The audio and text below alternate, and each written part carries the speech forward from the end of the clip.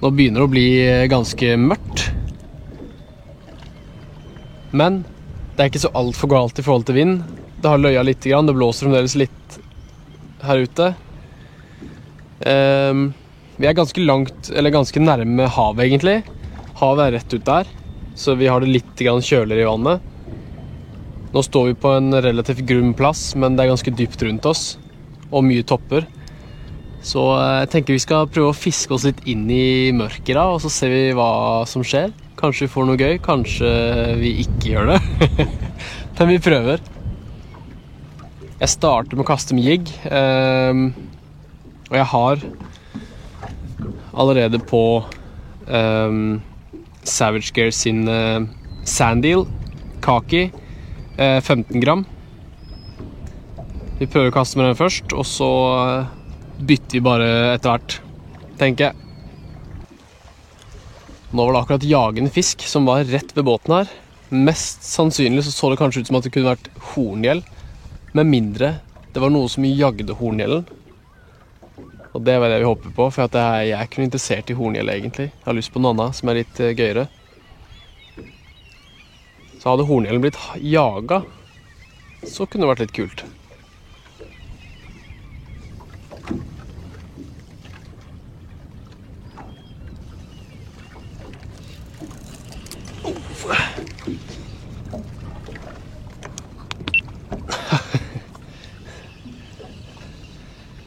Dæven, det var ett drag det, og så var det et sinnssykt hopp. Men det her? Det vibrerer jo noe veldig. Det kjennes ut som makrell, men siden det var et hopp, så virker det også som det var sjøørret. Nei, det her må være makrell. Det kjennes som at det for mye vibrasjoner. Men det jammen.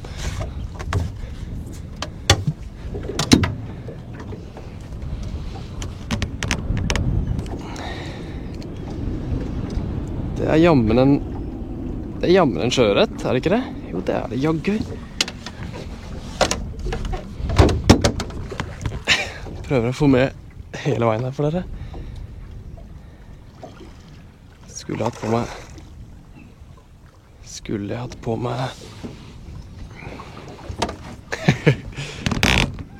på meg chestcammen.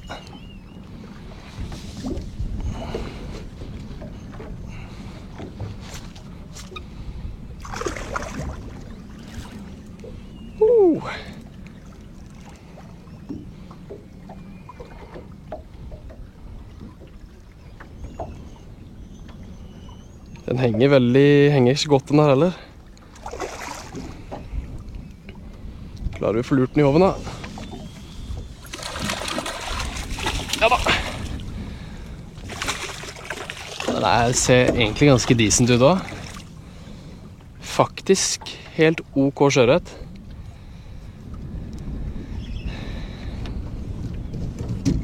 Det gøy. Ok.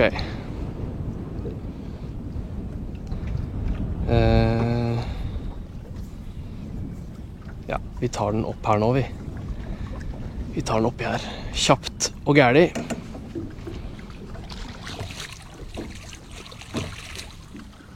Skal prøve å være litt kjapp. Og så vise til dere før den surrer seg for min.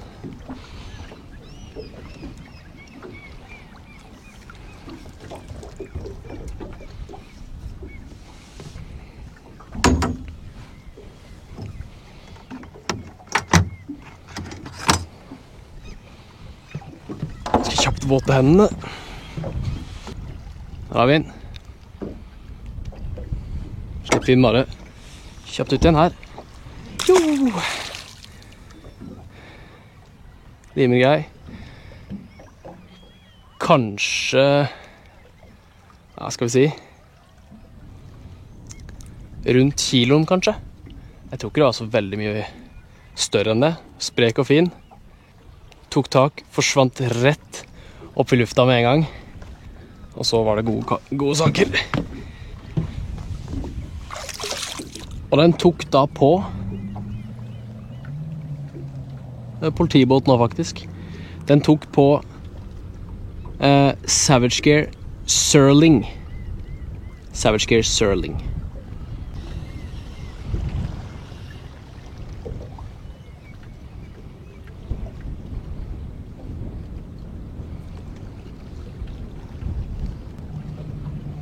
Det var faktisk politibåten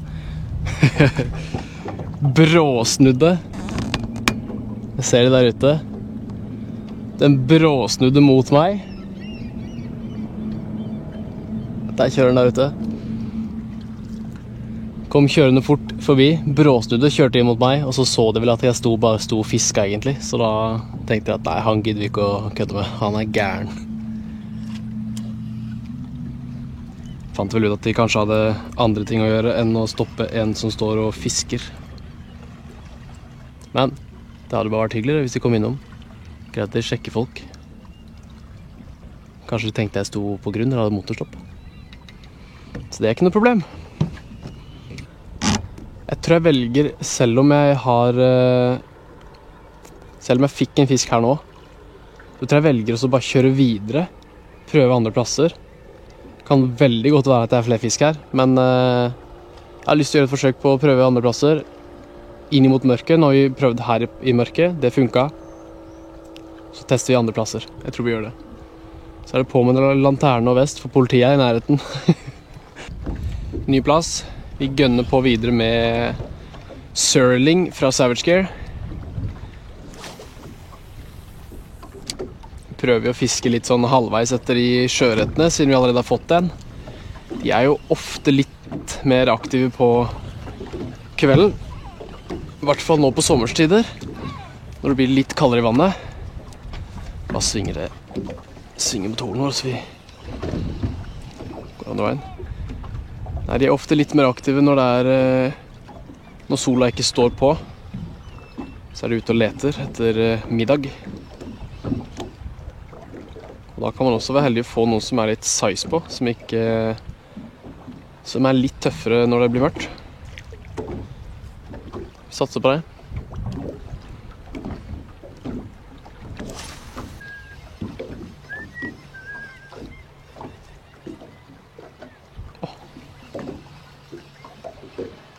Litt smur hvis vi driver forbi den øya der også. Det var egentlig litt sånn hornhjeltendenser der. At den ikke får taket på første forsøk. Det er veldig hornhjeltendenser. Kjempesmooth da, hvis vi driver forbi den øya da kan vi kaste inn der også. Ta et kast til den veien der. Der er det også ganske grunt. Det er ganske dypt her vi står nå, og så går det oppover inn der.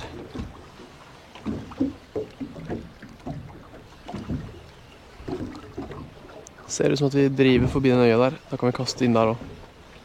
Det er genialt.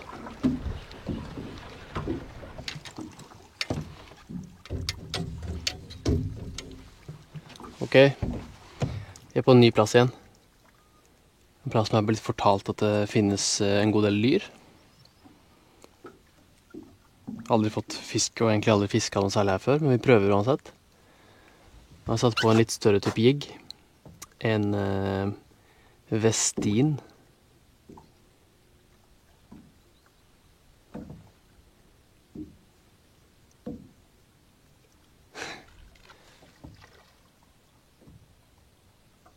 Dæven, nå er det jaging der borte. Vi prøver å kaste.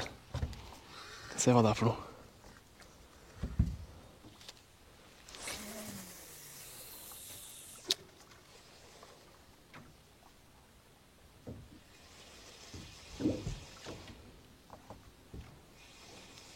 Kan ha vært makrell, tro. Regner nesten med det.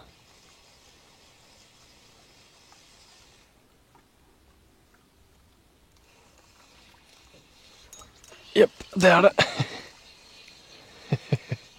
En makrellstim. En makrell som tok på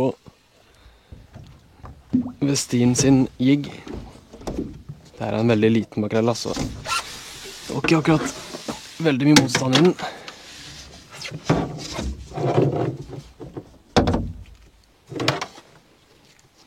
Det er ikke krise om den faller av heller, men vi tar den, vi. tar den med oss opp, hvis den vil.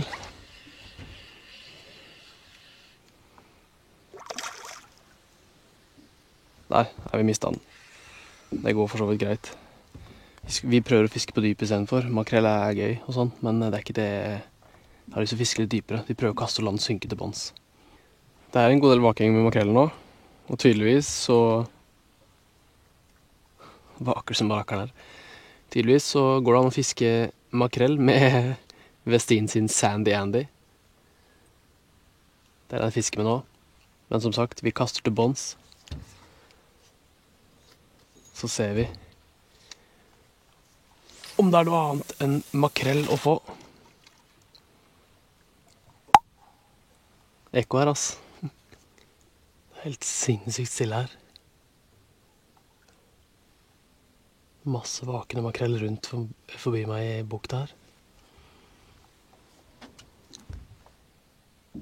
Og masse vaking generelt. Jeg vet ikke om dere fikk dere med dere, men det vaker akkurat her nå. Sjelden det er så stille som det er her nå, altså. Hørte jeg noe som kanskje kunne vært en...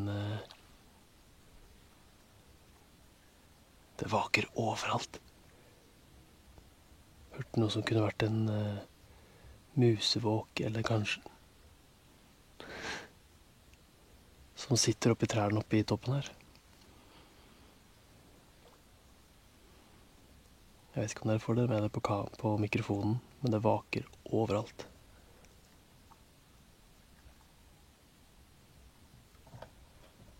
Det er bare å nyte.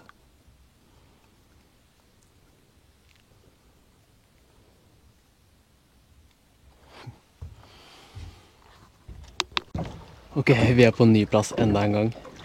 Det var litt mye makrell på den andre fine, rolige plassen vi var på. Så vi flyttet oss litt til. Nå prøver vi å ta et par kast der, og så er det vel hjem etter hvert etter det, tenker jeg. Satser på at vi får noe her først. Nå hadde jeg akkurat 2-3 hugg. Nesten helt inntil kanskje 10 meter fra båten. Men det ville ikke bite ordentlig. Fikk ikke tatt den. Satser på at vi klarer å lure den en gang til. Ta et kast til her.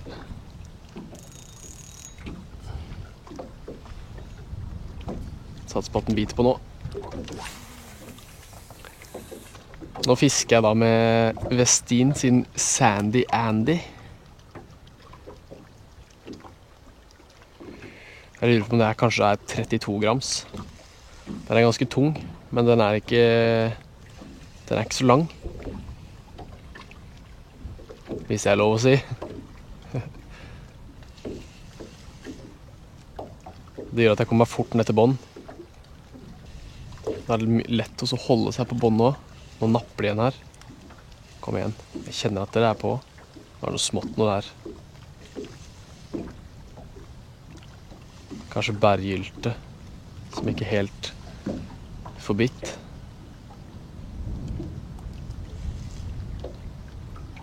Jeg kjenner de holder på her.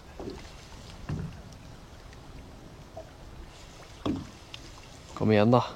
Dere følger jo etter, dere kjenner jo.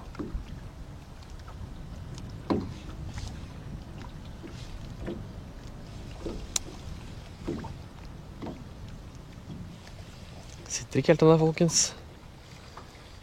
Nei, det beit igjen her også. Der har vi den. Dæven. Det var rett ved båten. Hva endte det opp med å være?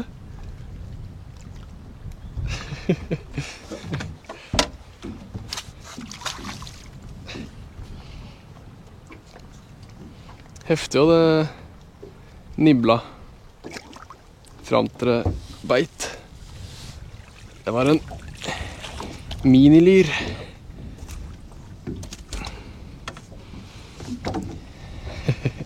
Det var morsomt da. Der har vi en. Det var en veldig liten lyr, så jeg skjønner at den brukte litt tid på å få bite seg fast, men den beit helt inntil båten. Nei. Jo, det var en dyr, ja. Vi nesten lurer på noe annet. Smakk ut igjen. Smooth. Da har vi fått enda en fisk, det er bra. Da tar vi kvelden før det blir alt for sent. Må rekke å sove litt også. Men det er fint å være ute på kvelden, altså. Jeg føler at fisken ofte er nesten litt mer aktiv, spesielt på sommeren. Når sola ikke står ordentlig på og varmer sjøen. Sånn som den gjør midt på dagen. Så prøv å gå ut og fiske litt på kvelden. Spesielt sjøørreten er litt tøffere på kvelden når det er litt kjøligere i vannet. Vi snakkes neste gang.